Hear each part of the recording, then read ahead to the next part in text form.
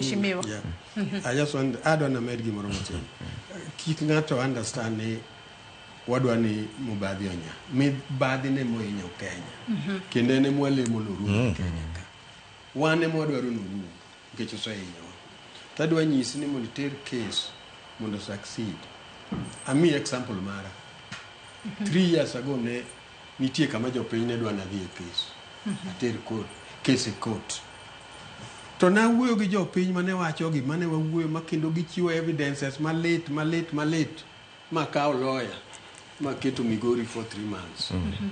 Nobody no yie madhi ndiko evidence mondo ondik affidavit.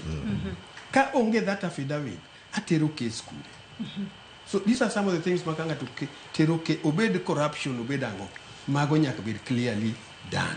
Koko timgi kik wa blame the other office. Of course, okwa wachi ni mondo cases ma corruption mondo we moko tieki. Oningo tieki gi. To joma tero gi kucho must get evidences maber manyalo konyo DPP mondo prosecute jogi ma kawo gi ma migi punishment ma jo Kenya dwaro. And jo Kenya